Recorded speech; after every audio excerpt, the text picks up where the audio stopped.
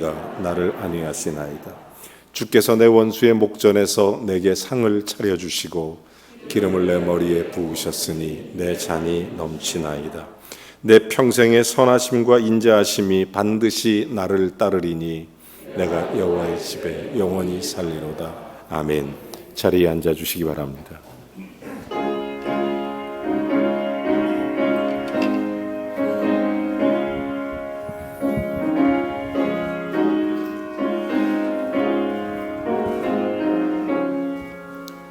사철의 봄바람 불어있고 하나님 아버지 모셨으니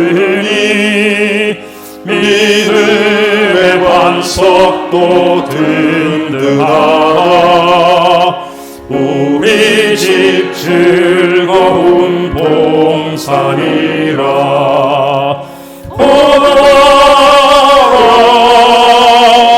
임마누엘 예수만 섬기는 우리 집 오너라. 임마누엘 복되고 즐거운 하루하루. 어버이 우리를 보이시고 동기들 사랑에 뭉쳐있고 기쁨과 서름도 같이하니 한간의 조가도 천국이라. 오너라 임마누엘 예수만 섬기는 우리 집 오너라. 임마누엘 복되고 즐거운 하루하루. 아침과 저녁에 수고하여 다같이 일하는 온 식구가 한사에 둘러서 먹고 마셔 여기가 우리의 낙원이라. 고마워라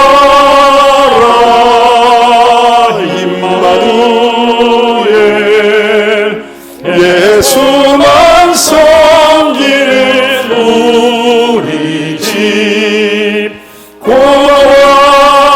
고마워라 임마누엘 복되고 즐거운 하루하루.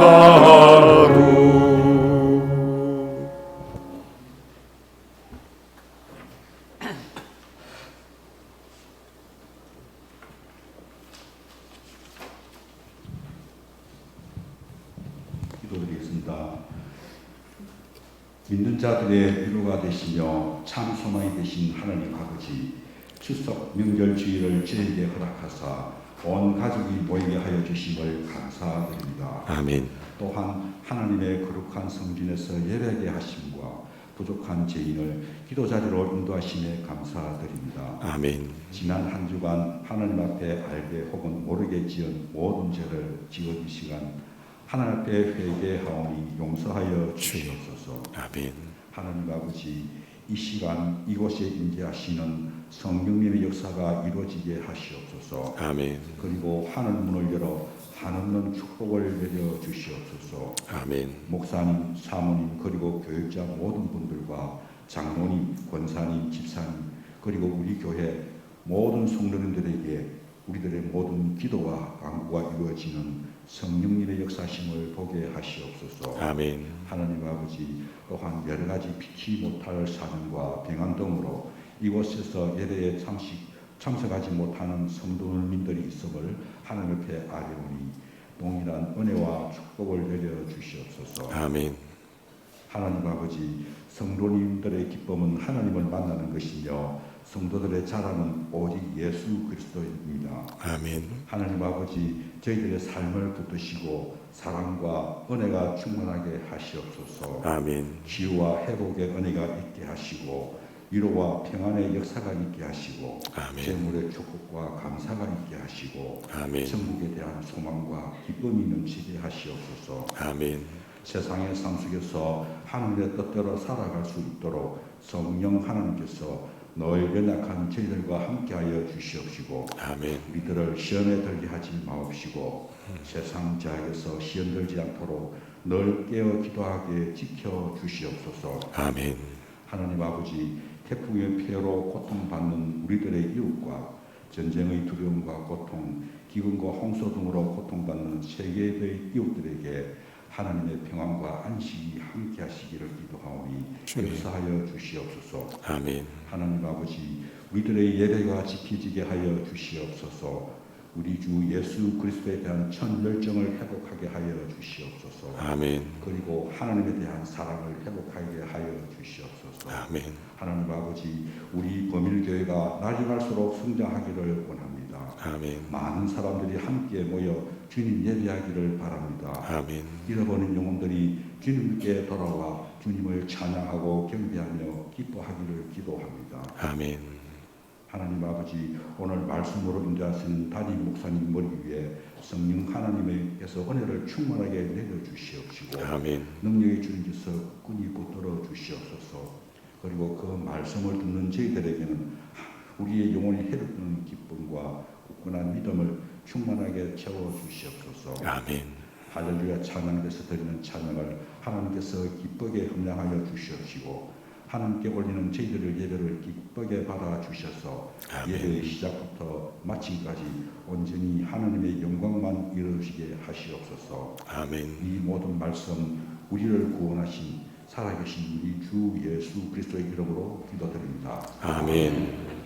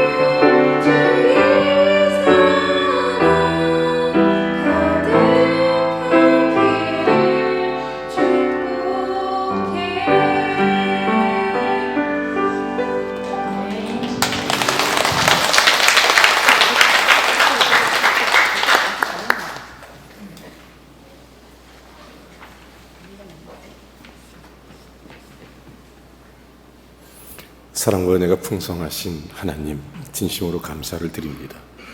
민속명절 중추가절에 사랑하는 가족들이 모여 주님을 찬송하고 예배케 하심에 감사를 드립니다. 출타 중인 성도님들, 또 여러 가지 형편과 사정으로 함께하지 못한 많은 성도님들, 주님의 놀라운 역사 가운데 지금 이 시간 함께 예배하고 있는 줄로 믿습니다. 주여, 저들의 가정과 자녀, 또 산업과 일터를 돌보셔서 우리 성도들 그리스도 안에서 영혼이 잘 되고 범사가 잘 되고 강건함의 은혜를 얻게 하여 주시옵소서. 무엇보다도 연약한 자들을 주의 이름으로 굳게 해 주시옵시고 병든 자는 고쳐 주옵소서. 특별히 민속명절을 당해서 해외에 있는 우리 사랑하는 선교사님들 외롭고 쓸쓸하지 않도록 주님이 친히 함께 해 주셔서 주의 위로와 사랑 가운데 풍성함을 누리게 하옵소서. 하나님 아버지, 우리 사랑하는 성도님들, 우리를 통해서 또한 우리의 이웃들이 한 사람도 힘들거나 어렵지 않도록 주님 우리에게 더 새 힘을 부어주시고 더 깊은 섬김과 더 넓은 나눔이 몸된 교회를 통해 펼쳐져 가게 하시옵소서. 오늘 귀한 예물을 드려 주를 영화롭게 하길 원하오니 주님 받아주시고 드려진 손길마다 30배, 60배, 100배의 결실로 응답하시어 더욱 주님께 충성스러운 믿음의 길을 걷도록 은혜를 베푸시옵소서. 주여, 이 시간 특별히 원하옵는 것은 우리와 우리의 다음 세대들이 그리스도 안에 견고히 서서 주를 영화롭게 하길 원하오니 주님, 몸된 교회에 우리와 우리의 다음 세대를 그리스도의 놀라운 능력의 손으로 그리고 주의 권능의 팔로 안위하여 주시옵소서. 예수 그리스도의 이름으로 기도하옵나이다. 아멘.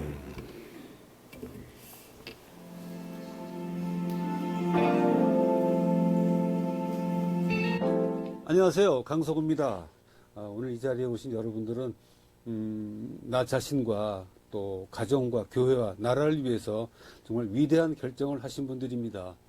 아버지 학교를 수료한 분과 수료하지 않은 분이 보는 세상은 반드시 엄청난 차이가 있습니다. 아버지 학교가 수료가 되고 나면 아마 여러분들은 정말 가정에서도 외롭지 않은 아버지가 분명히 될 겁니다.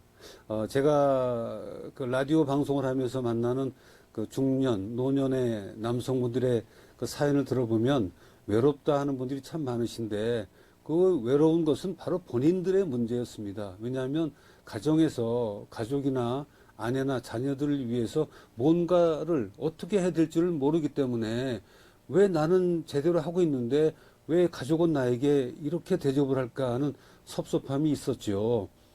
이제 아버지 학교를 수료하게 되면 앞으로는 내가 어떻게 살아야 되겠구나 하는 방향을 분명히 알게 되실 거고, 그대로만 하신다면 가정에서 가족들이 환영하는 아버지가 되실 것이고, 가족들이 아버지만 보면 크게 웃고 와서 안기고 또 그런 분위기가 될 거라고 분명히 믿고, 이제 1주차 시작이니까 끝날 때까지 포기하지 마시고 완주하시기 바랍니다. 아버지 학교에 오신 여러분 환영하고 축복합니다.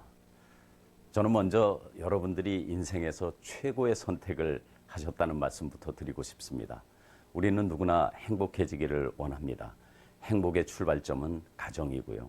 행복한 가정은 좋은 아버지, 좋은 어머니가 만듭니다. 그런데 우리는 좋은 아버지가 되는 게 어떤 건지 배우지 않았습니다. 여러분, 요새 코로나 팬데믹으로 아버지들이 집에서 지내는 시간이 많아지면서 오히려 가정에서 어려움이 많다는 얘기를 들었습니다. 이제 여러분은 아버지 학교에서 가정을 향한 하나님의 뜻이 무엇인지, 가정의 제사장으로 세워진 아버지는 어때야 하는지를 배우게 되실 겁니다. 저는 1997년에 아버지 학교를 다녔습니다. 저는 두 아들이 있는데요. 지금 이제 31살, 26살입니다. 이 두 아이가 지금 저와는 친구처럼 지냅니다. 아빠가 친구 같아서 좋다고 그러고 저는 아들이 친구 같아서 좋다고 얘기합니다. 아버지 학교가 저에게 준 가장 큰 선물이라고 생각합니다. 여러분도 이제 아버지 학교에서 이런 큰 선물을 받으실 거라고 믿습니다. 여러분의 의지와 결정을 다시 한번 축하드리고 축복합니다. 감사합니다. 안녕하세요. 두란노 아버지 학교에 오신 여러분을 환영합니다. 저는 영원한 헐크라 불리는 사나이 이만수 감독입니다. 대구 아버지 학교 2기를 수료했고 사랑하는 아내의 남편으로 소중한 자녀 2 아들과 며느리 그리고 손자를 둔 아버지로서 건강하고 행복한 가정을 이끌어가기 위해 끊임없이 노력하고 있습니다. 이렇게 귀한 자리에서 아버지 학교 선배로 여러분께 인사드리게 되어 감회가 새롭고 감사하는 마음이 큽니다. 저는 평생 야구만 하던 사람입니다. 선수로, 감독으로, 이제는 공익재단을 대표하는 사람으로 살아오면서 리더십을 발휘해야 하는 자리에 서 있지만 가장 어렵고도 보람있는 자리가 바로 아버지라는 자리입니다. 그리고 야구 팬들이 저를 레전드 선수로 기억해 주지만 과연 자녀들에게는 어떤 아버지로 기억될 것인지가 늘 저에게 제일 큰 과제였습니다. 아무 준비도 없이 아버지가 되었던 저에게 아버지 학교는 도전이고 영향력이고 큰 도움이었습니다. 이제 아버지 학교를 시작하는 여러분들도 분명 아버지 학교를 통해 깨닫게 될 아버지의 선한 영향력으로 말미암아 가정을 살리고 가정을 세우는 귀한 분들이 될 것임을 기대하며 축복합니다.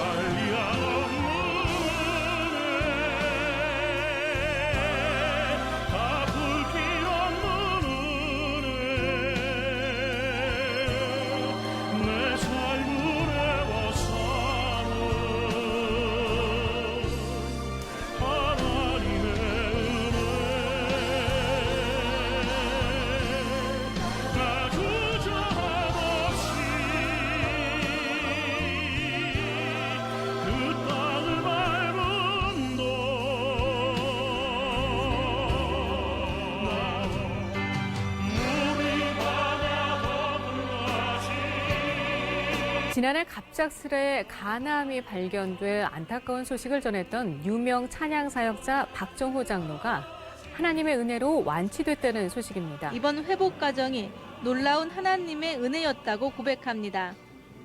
간 이식 수술 후 보통 일주일 정도 중환자실 생활을 하는데 박 장로는 중환자실에서 하루도 채 있지 않았고 무균실로 옮겨진 후에는 진통제 하나 맞지 않고 완치한 겁니다.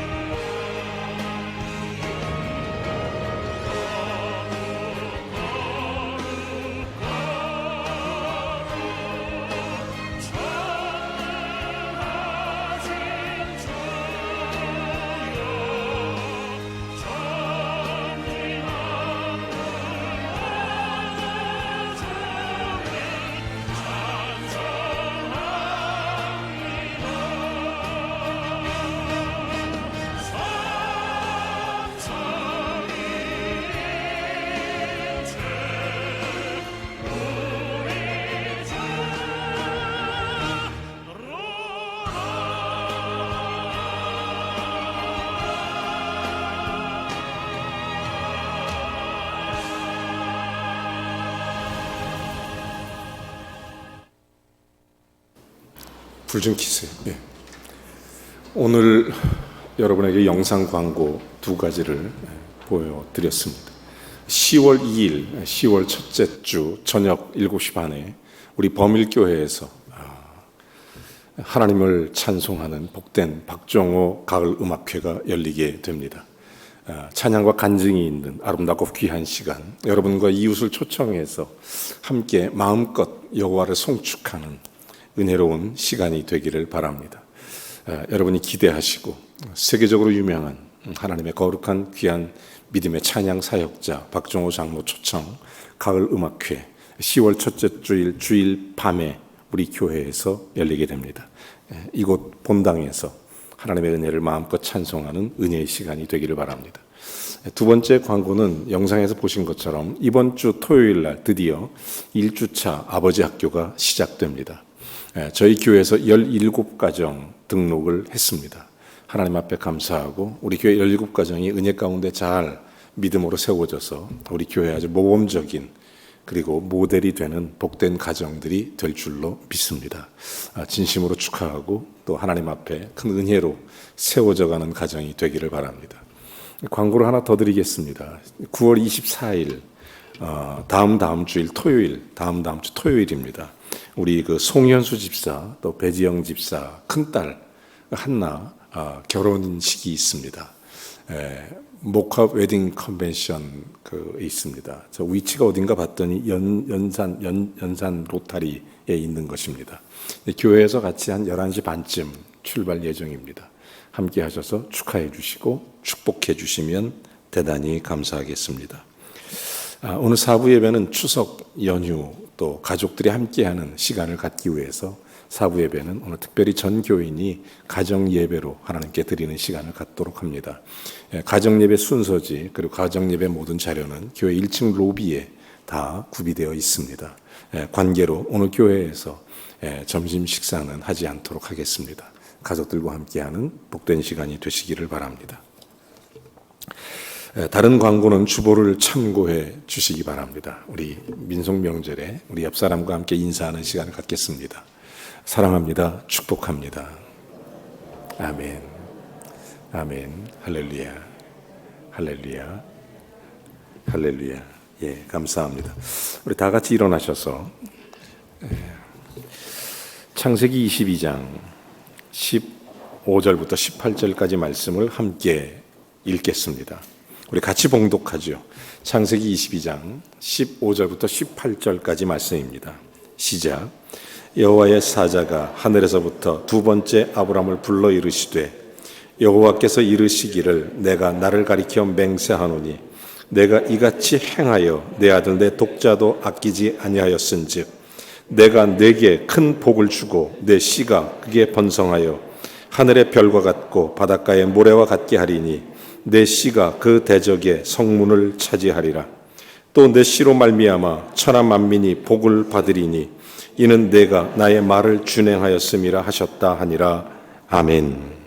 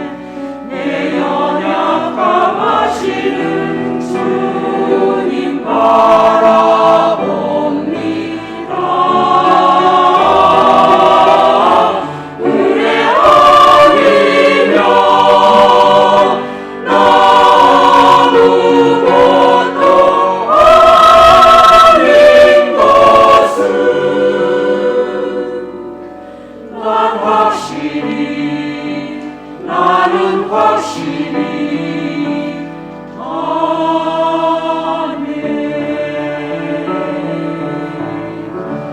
주님의 큰 사랑 나 어찌 갚으리까. 평생 눈물 흘려도 갚지 못할 그 은혜. 어둠 속에서 날 건져주신 주님의 사랑 내 평생 주님만 찬양하리라.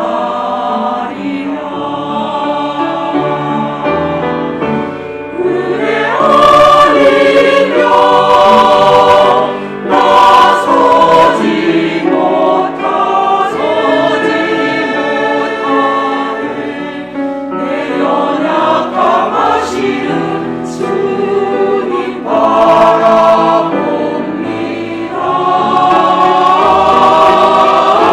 은혜 아니면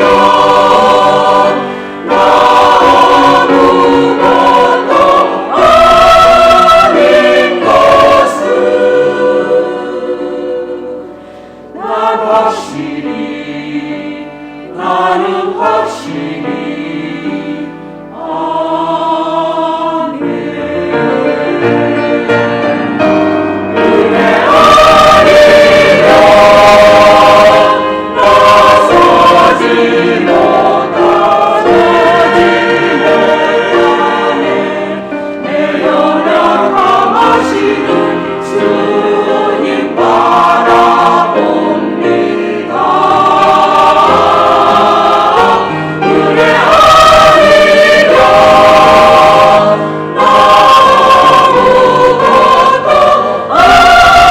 아닌 것을 난 확실히 나는 확실히 아멘.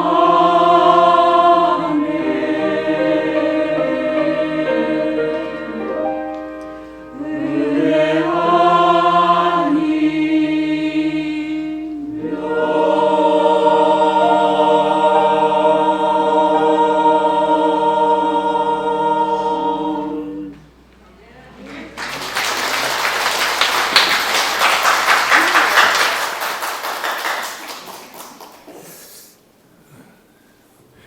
아니면 복된 추석 잘 보내시고 또 은혜롭고 행복한 기쁨의 마음으로 예배하는 사랑하는 성도 여러분, 진심으로 감사하고 또 축복하고 사랑합니다.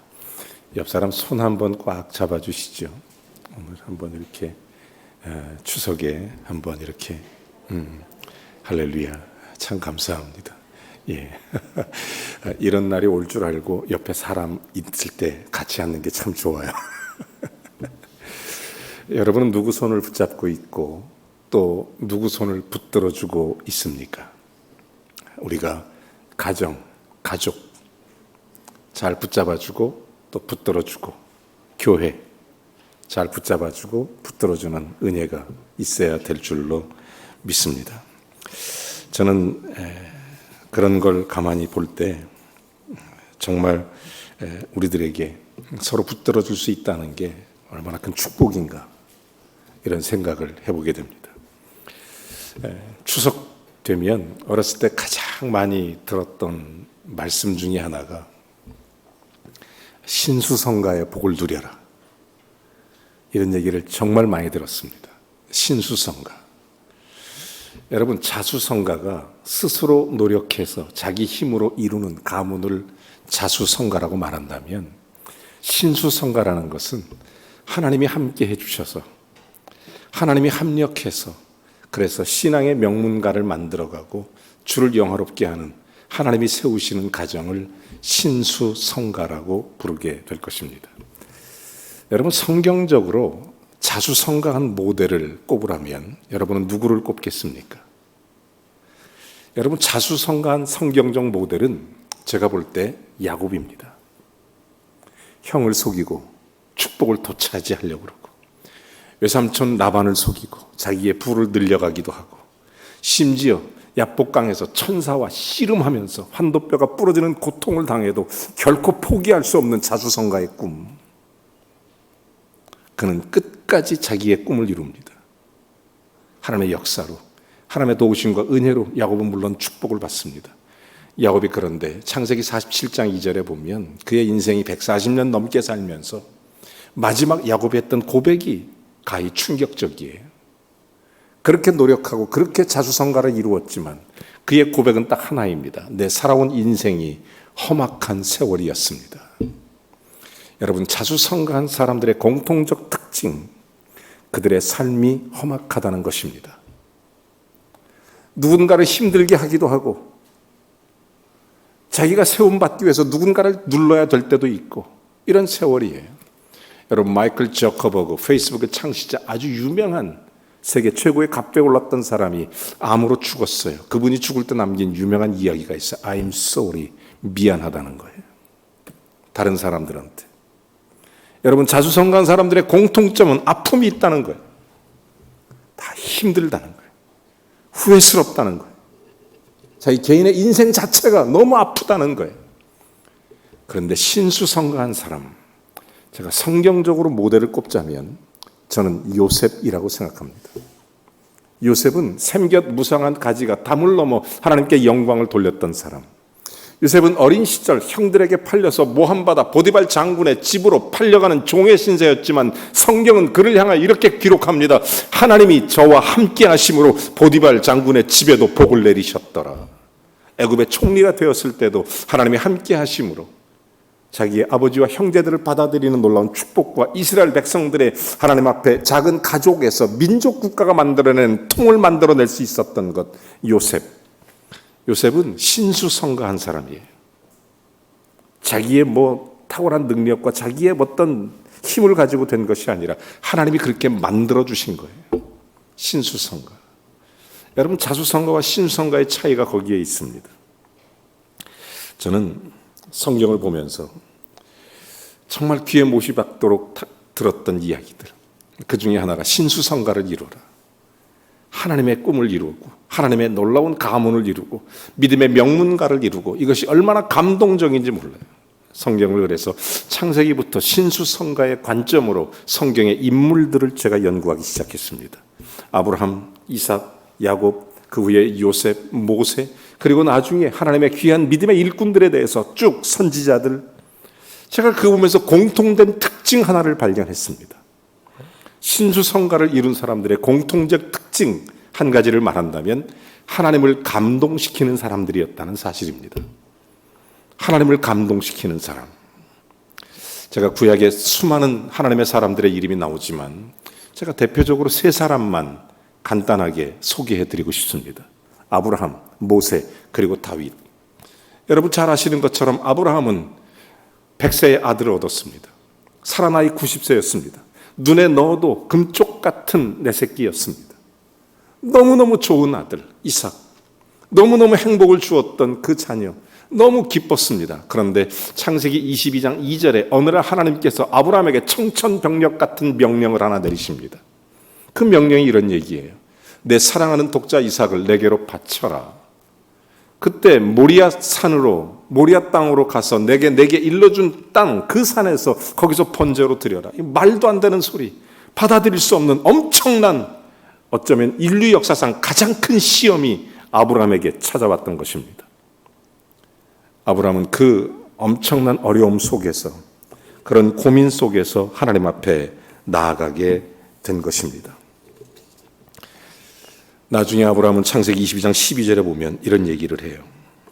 가서 제단을 쌓고 장막을 펼쳐놓고 그리고 장작을 펴서 불을 대고 손을 들고 이렇게 칼로 내리치는 순간 하나님께서 하시는 말씀입니다. 12절에 이런 얘기를 하죠.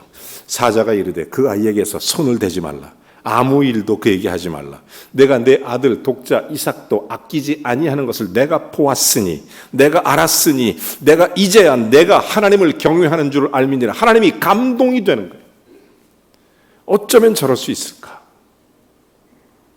사람이 감히 할 수 없는 그 분기점, 임계점을 어느 순간 넘어버리는 것입니다. 아브라함, 그 한계점을 넘어가요. 너무 깊은 감동이 돼요. 그렇구나. 인생에 하나님을 감동시킨다는 것은 그냥 평범한 게 아니구나. 어느 순간 임계점을 뛰어넘을 수 있어야 되는구나. 이게 참 힘든 일이구나. 그 결과 아브라함에게 신수성가의 축복을 주기 시작합니다. 그게 믿음의 조상이 되게 하는 겁니다. 그래서 그의 후손들 이삭과 야곱, 그리고 그 야곱의 12아들들을 통해서 이스라엘 민족 국가를 세우고 하나님 나라의 거룩한 뜻을 이루어가는 신수성가의 복을 누리게 하십니다. 여러분, 아브라함이 믿음의 조상이 되고 열국의 아버지라는 소리를 듣게 된 놀라운 원인, 그것은 바로 하나님을 감동시켰기 때문입니다. 다른 사람하고 똑같은 관점이 아니에요. 아브라함의 관점은 좀 달라요. 하나님을 감동시키는 거예요. 제가 또 한 사람, 모세를 소개할까요? 이분들에 대해서 소개할 것이 너무 많지만 제가 하나님의 감동된 사건들 딱 한 가지씩만 소개하는 것입니다. 여러분, 모세는 하나님께서 특별히 애굽 왕자, 이집트 왕자로 자라나게 하셨습니다. 그런데 하나님 백성과 고난받기를 즐거워하는 것이 애굽의 왕자로 사는 것보다 훨씬 더 좋다는 선택과 결단을 합니다. 그리고 이스라엘 백성들을 출애굽시키는 것입니다. 자기의 안위를 돌아보는 것이 아니라 오직 하나님의 뜻이, 하나님의 영광이 이스라엘 백성들에게 하나님의 약속하신 바가 이루어지기 위해 자기 전생애를 드렸던 사람 모세, 그는 하나님을 감동시킵니다. 항상 하나님을 감동시켜요. 하나님 명령을 받고 별로 어렵고 힘들고 무슨 대단한 게 아닙니다. 약속을 믿고 그냥 나가는데 그 기간이 40년입니다. 하나님이 감동하는 거예요. 모세, 하나님이 감동한 사람입니다. 여러분, 다윗 17살 때 형들이 블레셋 전쟁에 투입이 됩니다. 2명의 형들이 나가요. 그 형들을 보면서 아버지가 형들을 좀 무난하고 와라. 그래서 도시락 싸들고 형들 전쟁터에 나가게 되는 것입니다. 가보니까 블레셋의 골리앗이라는 거대한 장군이 이스라엘을 능욕하는데 견딜 수가 없습니다. 아시는 것처럼 막 이스라엘 욕하는데, 이스라엘 욕하면서 그 마음속에 어떤 생각이 드냐면, 마음이 괴로운 것은 네가 감히 할례받지 못한 이 블레셋 장군 골리앗이 감히 하나님 자녀 이스라엘을 욕할 수 있느냐, 의분이 솟아나요. 거기다 한 걸음 더 다가 하나님을 욕되게 한 것입니다. 그때 이 사무엘이 그 다윗이 참지 못해요. 의분을 듣고 일어나서 하나님 앞에 약속하면서 나가는 놀라운 감동적인 장면이 나옵니다. 사무엘상 17장 여기 보면 이런 얘기가 나와요. 다윗이 블레셋 사람에게 이르되 너는 칼과 창과 단창으로 내게 오지만 나는 만군의 여호와의 이름으로 내게 나가느라. 여호와 곧 내가 모욕하는 하나님, 이스라엘 군대 하나님의 이름으로 내게 나아가노라. 오늘 여호와께서 너를 내 손에 붙이리니 내 목을 쳐서 이스라엘과 블레셋 사람들이 다 보게 할 것이다. 그러면서 그 시체를 공중에 세워 땅의 짐승들이 먹게 할 것이다. 그러면서 유명한 얘기를 남깁니다. 전쟁은 여호와께 속한 것인즉, 그런 얘기를 해요. 마지막 48절에 보면 전쟁은 여호와께 속한 것인즉. 사랑하는 여러분, 하나님을 감동시키는 거예요. 여러분, 이 세 사람의 공통점은 선택과 결단이에요. 믿음의 결단입니다. 여러분, 우리 신앙생활 하다 보면 어느 순간 결단의 순간이 옵니다. 어느 순간 믿음을 선택해야 될 순간이 와요. 여러분, 가정에서도 직장에서도 인생에서도 반드시 믿음을 붙잡아야 할 순간이 옵니다. 하나님을 감동시키는 사건들은 이 이외에도 얼마나 많은지 몰라요. 성경에 막달라 마리아, 그런 옥합을 깨트려 예수의 발에 붓고 하나님 앞에 향유로 머리카락을 풀러 예수의 발을, 주님의 십자가의 죽으심을 예비하는, 예수님 너무 감동돼서 뭐라고 얘기합니까? 이 여자의 행한 일을 주님 다시 오실 때까지 기념하리라, 기억하게 하리라. 이 사람의 이름을 지우지 말라, 이런 얘기하지 않습니까? 그뿐입니까? 삭개오는 예수 그리스도를 만나고 자기의 재산을 4배를 갚기 시작합니다. 토색한 일이 있거든. 재산의 절반을 가난한 사람이 나눠줍니다. 감동시키는 거예요. 여러분, 바나바는 어떻습니까? 스데반은 어떻습니까? 성경에 수많은 사람들이 나옵니다.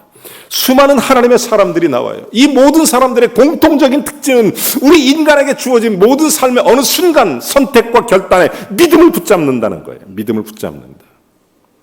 여러분, 예수 믿고 믿음에 서는 은혜가 있기를 주의 이름으로 축원합니다. 여러분, 신앙의 명문가는 그냥 만들어지지 않습니다. 신수성가, 우리가 정말 깊이 생각해 봐야 될 기도 제목이에요. 하나님 앞에서는 이번 주간 내내 하나님의 은혜 가운데 세워진 가정을 생각하면서, 우리 성도들의 가정을 생각하면서 신수성가의 축복을 위해서 기도해 왔습니다. 성도들의 얼굴을 생각하면서 한 가정 한 가정 기억하면서 신수성가의 복에 대해서 깊이 생각을 해봤어요. 여러분, 저는 정말 예수 그리스도 안에서 우리 성도들이 인간적 노력의 자수성가도 물론 좋아 보일 수 있을 거예요. 물론 요즘에는 부수성가도 있더라고요. 부수성가.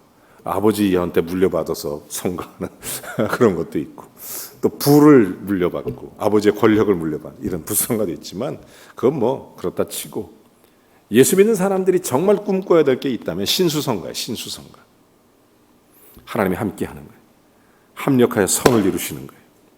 우리의 인생과 삶의 모든 목표와 또 모든 목적과 주님의 뜻과 하나님의 계획들이 예수 그리스도 안에서 아름답게 이루어지도록 우리 인생과 삶이 정확하게 들어질 수 있는 이 신수성가의 꿈, 얼마나 참 귀한지 몰라요. 저는 신약 성경에서 수많은 사람들 중에 제가 두 사람만 여러분에게 말씀드리려고 해요. 여러분, 첫째는 베드로예요. 베드로. 여러분, 예수님이 12제자가 있잖아요. 다 쓰임 받잖아요. 마태는 마태대로, 누가는 누가대로, 요한은 요한대로 전부 쓰임 받지 않습니까? 근데 유독 왜 베드로가 설교할 때 3,000명, 5,000명이 돌아왔을까요? 왜 다른 제자에게는 그런 일이 안 일어났을까요? 제가 그게 궁금했어요. 왜 똑같은 제자가 똑같이, 예수님께서도 내가 너희에게 성령을 부어주고 권능을 주리니 너희는 나보다 더 큰 일을 하리라 이렇게 말씀하시고 부활 승천하셨는데 왜 베드로에게 이런 엄청난 역사가 일어났을까? 성경을 제가 깊이 보기 시작하면서 깨달은 게 있습니다. 어느 날 베드로가 점심 먹기 전에 하나님 앞에 기도하러 다락에 올라갔습니다. 간절히 기도하는데 하늘에서 보자기 하나가 내려옵니다. 그 보자기에 들짐승, 날짐승이 막 내려오는데 베드로가 생각할 때 이것을 내가 먹을 수 없나이다. 어떻게 내가 이걸 먹을 수 있습니까? 나는 하나님 앞에 나는 범죄하기 싫습니다. 난 유대인입니다. 난 이런 거 가까이 못 가겠습니다. 막 그러면서 부정하게 막 생각했습니다. 그때 하나님 다시 말씀하시기를 내가 깨끗하고 말한 것을 내가 부정하다고 말하지 말라. 3번을 얘기합니다. 그 말을 듣고 베드로가 회개하는 거예요. 그 순간 어떤 일이 일어납니까? 그 시몬의 피장의 집에 있을 때 그런 사건이 일어나게 되는데, 그때 어느 날 저쪽 이방인 중에 고넬료라는 사람이 기도하고 있는데 시몬의 피장의 집에 베드로라는 사람이 있으니 너는 가서 그를 초청하여 복음을 들으라는 거예요. 성령이 양쪽 집에 역사하신 것입니다. 자, 그 말을 듣고 베드로가 놀랍게도 이 엄청난 사건 앞에서 일어나서 툴툴 털고 순종하기 위해서 나가는 것입니다. 이게 평범해 보이십니까? 여러분, 베드로는 그 당시 수제자입니다. 12제자 중에 대표예요. 대표. 탁월한 능력이 있고 굉장한 역사가 있는 하나님의 사람이에요. 여러분, 베드로가 그렇게 그 당시 유대인의 법률에 의하면 이방인의 집에 들어가거나 이방인에게 복음을 전하는 것은 금지되어 있습니다. 예수님이 왜 십자가에 달려 돌아가셨습니까? 이방인에게 구원이 있다고 말하니까. 여러분, 그런 사건 속에서 베드로가 지금 이방 사람에게 복음을 전하러 간다는 것은 쉽게 얘기하면 예루살렘 교회의 대표성을 내려놓고 가는 거예요. 요즘식으로 말하면 담임 목사 사표 내놓고 가는 거예요. 죽으면 죽으리다라고 하는 겁니다. 이 베드로가 어느 날 붙잡아야 할 믿음의 선택, 하나님이 감동을 받아요. 다른 제자들은 그런 모습이 보이지 않아요. 베드로에게 유독 그런 모습이 보여요. 그걸 통해서 베드로는 복음을 전할 때마다 하루에 3,000명이 돌아오고 5,000명이 돌아오는 겁니다. 저는 베드로를 보면서 하나님을 감동시켰던 그 장면에 주님 앞에 무릎 꿇었습니다. 주여, 내가 주님을 위해서 선택해야 될 것, 전통이 진리를 가리지 않도록, 진리가 내 앞에 나를 주장하고 나를 인도해 갈 수 있도록 언제나 주의 말씀에 순종해서 내가 주의 종으로 내 평생 주님 앞에 서는 날까지 주의 종으로 신수성가의 복을 누릴 수 있는, 하나님을 감동시키는 그런 선택을 할 수 있도록, 어느 순간 임계점이 오거나 어느 순간 선택의 순간이 오거나 어느 순간 내가 믿음을 붙잡아야 할 때 반드시 후회 없는 믿음을 붙잡게 해주십시오. 그 저의 기도예요. 이번 주간에 계속 우리의 가정과 우리 성도들의 가정과 우리의 자녀들을 바라보면서 했던 기도. 하나님, 나와 내 자녀가 믿음을 붙잡게 해주십시오. 우리 성도들이 믿음을 붙잡게 해주십시오. 제가 또 한 사람을 소개할까? 바울. 여러분 너무 잘 아시죠? 바울, 수많은 그 당시 사도와 제자들이 있고 수많은 주의 종들이 있었습니다마는 왜 바울에게 유독 성경을 신약성을 13권이나 기록하게 했을까요? 다른 사람이 글을 못 써서일까요? 그 당시 서기관은 얼마나 많고 그 당시 랍비가 얼마나 많은데 왜 바울에게만, 바울이 탁월한 능력이 있어, 바울이 실력이 물론 그것도 있지만 그것은 하나님을 감동시켰기 때문입니다. 어느 날 다윗이 사람을 핍박하러 갑니다. 주의 종들을 핍박하기 위해서 스데반을 잡아 죽이는 대장 노릇하지 않습니까? 그리고 초대교회 모든 성도를 죽이는 일에 앞장섰어요. 그때 하나님의 사자가 나타나 사울아 세울아 네가 왜 나를 핍박하느냐? 누구십니까? 나는 네가 핍박하는 예수니라. 어떻게 하면 좋습니까? 그때 사울이 변화받고 바울이 되는 것입니다. 바울이 그 후로, 그 전에는 어떤지 모르지만 그 후로는 단 한 번도 인간적인 실수나 아니면 죄악된 모습을 보이지가 않아요. 제가 바울을 보면서 거룩이라는 게 뭔지, 참된 거듭남이라는 게 뭔지를 배우기 시작합니다. 아, 이런 거구나. 하나님이 이래서 성경을 13권이나 쓰게 하셨구나. 너무 깊은 감동을 받았어요. 사랑하는 여러분, 나는 우리 교회 모든 성도들이 하나님의 복과 은혜를 마음껏 누리기를 주의 이름으로 축원합니다. 물론 우리는 초대교회 제자나 베드로나 바울처럼 못할지 모릅니다. 하지만 한 가지 분명한 것은 우리의 일생과 삶에서 작은 것 하나하나, 연약한 것 하나하나 하나님을 감동시킬 만한 믿음을 선택하는 순간마다 우리는 신수성가를 이루어 간다는 거예요. 하나님을 감동시키는 구체적인 방법이 뭐가 있을까요? 딱 3가지예요. 간단합니다. 첫째, 하나님의 꿈을 꾸는 겁니다. 하나님의 꿈. 여러분, 성경이 말합니다. 하나님의 꿈이 뭘까? 하나님의 꿈은 2가지예요. 딱 2가지라고 봐요. 첫째는 하나님 나라를 향한 하나님의 꿈. 전 세계 모든 민족, 모든 열방이 예수 그리스도를 믿고 주님 앞에 돌아오는 꿈을 갖고 있습니다. 그래서 교회는 선교해야 돼요. 개인도 선교해야 돼요. 복음을 위해서. 하나님의 꿈이니까. 그게 하나님을 감동시키는 방법이고 하나님 앞에 신수성가를 이루는 길이니까 선교의 삶을 살아야 돼요. 2번째는 뭐냐면 우리에게 꾸는 하나님의 꿈이 있어요. 우리 개인들에게 하시는 하나님의 꿈, 그것은 우리를 통해 예수를 드러내는 거예요. 우리를 통해 복음이 전파되는 것입니다. 우리를 통해 이웃을 구제하는 것이고 우리를 통해 하나님 나라를 세워가는 것입니다. 이것을 우리는 선교적 삶이라고 부르는 것입니다. 여러분, 하나님의 꿈을 꾸는 거예요. 이 하나님의 꿈을 꿀 때 진정한 의미에서 하나님을 감동시키는 역사가 일어나고 그때 비로소 각 가정과 개개인의 신수성가의 꿈을 이루기 시작하는 것입니다. 사랑하는 여러분, 우리가 정말 하나님의 꿈을 꾸는 은혜가 있기를 주의 이름으로 축원합니다. 저는 2번째로 한 가지를 더 볼 수 있다면 담대한 믿음과 순종입니다. 뒤로 물러서지 마십시오. 어떤 일이든 주님과 교회를 위해서라면 한 걸음 앞으로 나오시기 바랍니다. 무슨 일이든 주님과 교회를 위한 일이라면 절대로 뒤로 물러서지 말고 주님 붙잡고 손 내밀고 어쨌든 적극적으로 주님 앞에 나오세요. 히브리서 10장 35절부터 38절에 아주 귀한 말씀이 기록되어 있습니다. 그러므로 너희 담대함을 버리지 말라. 그러면서 이것이 큰 상을 얻게 하느니라. 계속 이어서 보면 오직 의인은 믿음으로 말미암아 살리라 함과 같으니라. 그리고 또한 뒤로 물러가면 내 마음이 저를 기뻐하지 아니하느니라. 여러분, 뒤로 물러가면 하나님이 좋아하지 않아요. 교회에서 뭐 한다고 그러면 한 걸음 앞으로 나오시기를 바랍니다. 주님을 위해서 뭐 한다고 그러면 손을 먼저 내밀기를 바랍니다. 여러분, 주님을 감동시키는 방법이 어렵지 않습니다. 주님의 꿈을 생각하십시오. 그리고 뒤로 물러서지 마십시오. 언제나 주님을 위해서 한 걸음 한 걸음 나아가세요. 여러분, 정말 주님의 꿈을 이루고 하나님의 뜻, 하나님을 감동시키는 역사가 일어나야 돼요. 사랑하는 여러분, 절대로 뒤로 물러서지 않기를 바랍니다. 오늘이 인생의 제일 젊은 날임을 우리가 깊이 깨닫기를 원합니다. 오늘 못하면 돌아가실 때까지 못합니다. 오늘 못하면 다음에도 못해요. 하나님은 절대로 그렇게 기회가 주어지는 게 아니에요. 보라, 지금은 구원받을 만한 때요, 은혜의 날이로다. 아멘. 할 때 해야 돼요. 최선을 다해서 오늘 우리에게 주어진 일들을 최선을 다해서 달려갈 길을 달려가는 기회를 붙잡아요.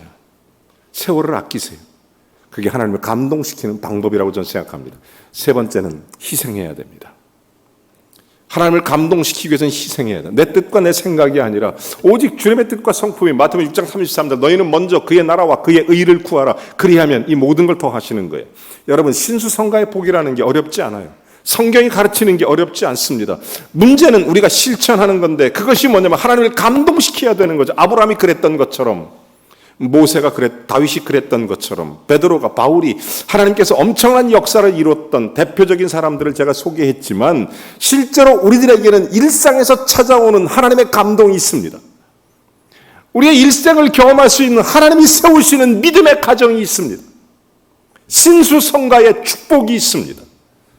하나님을 감동시키기를 바랍니다. 하나님의 뜻이 우리 주 예수 그리스도 안에서 우리를 통해 일어나도록 주께 드리는 은혜가 있기를 바랍니다. 우리 교회가 복음을 전하는 선교를 위해 그리고 우리 개인이 하나님 나라를 그리스도를 세워가는 복음의 선교적 삶을 위해 하나님의 뜻을 이루고 우리를 통해 하나님의 거룩한 은혜가 흘러넘치도록 하는 신수성가의 축복이 우리 교회, 우리 모든 성도들, 여러분의 삶, 우리의 가정과 자녀들에게 임하기를 주의 이름으로 축원합니다. 우리 찬양을 하나 같이 하겠습니다. 아주 귀한 찬양입니다. 여기에 모인 우리 한 말씀을 생각하면서 잠깐 찬양합니다.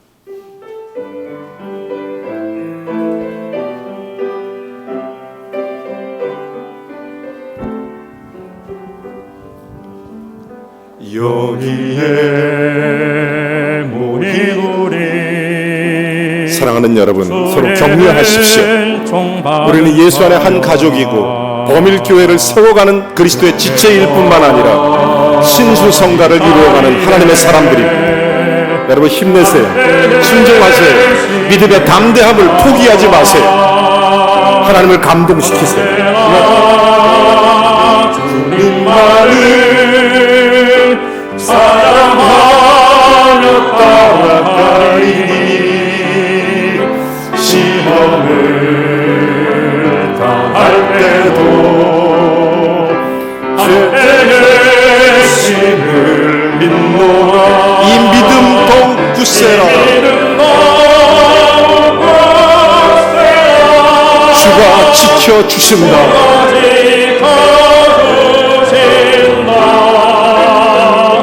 어둠 밤에도 주의 밝은 빛 인도하여 주신다. 주님이 뜻하신 일 헤아리기 어렵더라도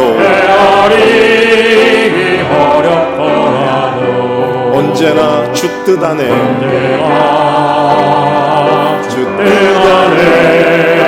내가 있음을 아노라. 사랑의 말씀들이 나를 더욱 새롭게 하니 때로는 넘어져도 죄없은 이를 믿노라. 믿음 더욱 굳세라. 주가 지켜주신다. 어두운 밤에도 주의 밝은 빛 인도하여 주신다. 아멘. 오늘 중추가절에 한 번 더 옆사람 손잡고 축복해 주십시다. 신수성가의 축복을 이루세요. 아멘. 아멘. 서로 축복하세요. 이렇게. 아멘. 신수성가의 축복을 이루세요. 아멘. 아멘.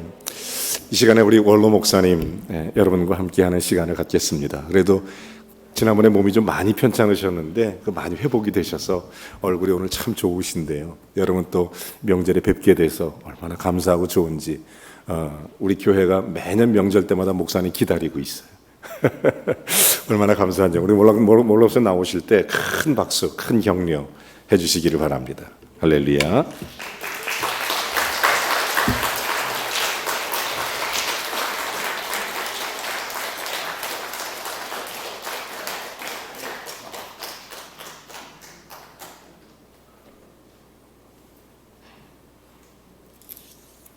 아니요. 하모니카도 한번 하시고 말씀 좀 간단하게 해주시죠. 예.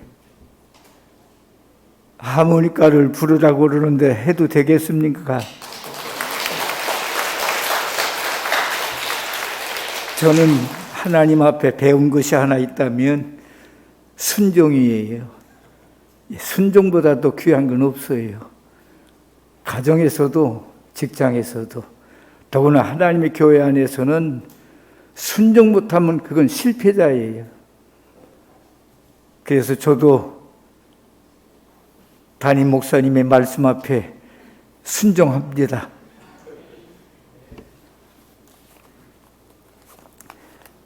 아주 서툰 거지만 제가 와서 하모니카 가끔 불 때 아마 이번이 끝이 아닐까 그러는데 또 이렇게 목숨이 붙어가지고 오고 또 오늘도 오면서 이번이 끝이 아닐라나 숨도 가쁘고 몸이 약하니까 서툴어도 그냥 은혜로 드세요. 예, 그냥 연속으로 간단하게 내진정 사모하는 햇빛보다 더 밝은 천국, 천성에 가는 길 험하여도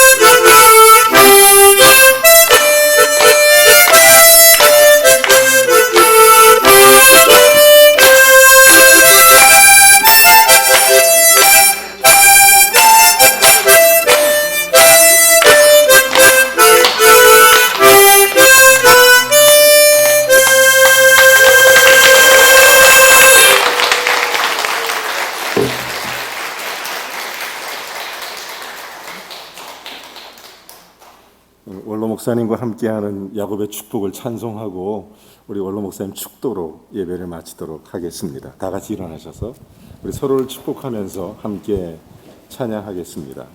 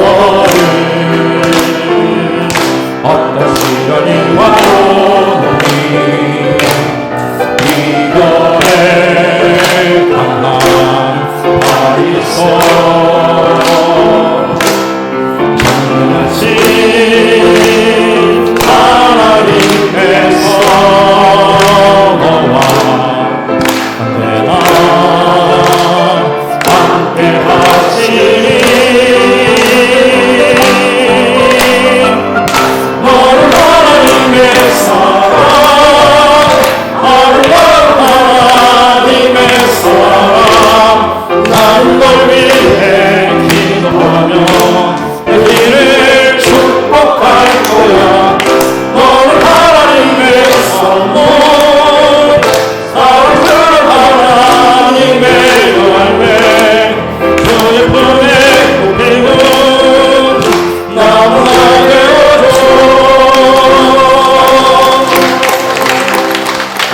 사모님도 저희 같이 계신데요. 우리 원로 목사님, 원로 사모님 건강하시도록 다시 한번 힘찬 격려해 주셔야 됩니다. 기도드리시겠습니다. 지금은 주 예수 그리스도의 무한하신 은혜와 하나님의 만극한 사랑과 성령의 교통하심이 충만하심이 사랑하는 성도들 머리 위에 가정 위에 직장 위에 사업 위에 영원히 함께 하시기를 복되신 예수님의 이름으로 간절히 축원하옵나이다. 아멘.